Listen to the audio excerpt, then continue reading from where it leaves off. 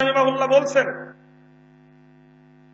৯৮ পৃষ্ঠা খুলুন, প্রথম খণ্ডের মাগরিবের পরে ৬ রাকাত সালাত পড়া, এই দেশে যেটা বলা হয় সালাতুল আওয়াবিন। তিনি বড় একটা মন্তব্য করে বলছেন এই হাদিসটা মুনকার, অস্বীকৃত মুহাদ্দিসগণ এই হাদিস গ্রহণ করেনি। ৬ রাকাত সালাত আদায় করলে মাগরিবের পরে ৬ রাকাত পড়লে ১২ বছরের পাপ ক্ষমা হয়ে যায়।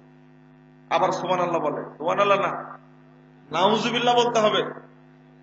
আর একটা হাদিস উল্লেখ করেছে ২০ রাকাত পড়লে ৫০ বছরে পাপ ক্ষমা হয়ে যাবে। এটা একটা তিনি নিজেই বলছেন এই হাদিস। যা আরো শুনবেন আপনি, অনেক আছে। সালাতুল আওয়াবিন এই সম্পর্কে একটু ধারণাটা পরিষ্কার করে দিন। সালাতুল আওয়াবিন মাগরিবের পরের সালাত না, এটা জাল হাদিস মানতে হবে কেন?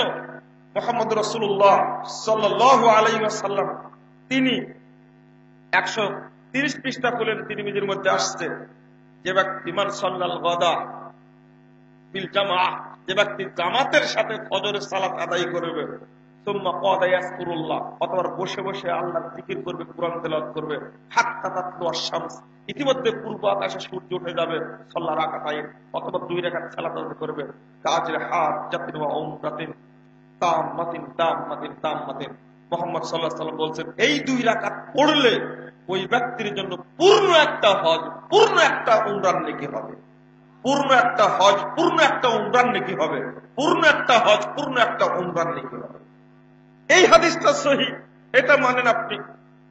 একই সালাতের 3টা নাম 3 সময়ে পড়ার কারণে, সূর্য ওঠার পর পর পড়লে ইশরাক, এর নেকি বেশি।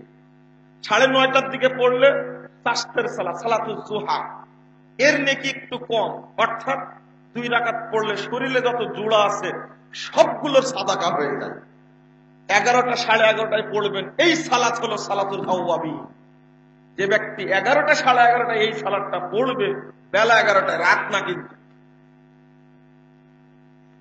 11টায় পড়লে, তা দিনে পড়লে, এই ব্যক্তি আল্লাহর নমনীয় গুণগত বান্দাদের অন্তর্ভুক্ত হয়ে যাবে।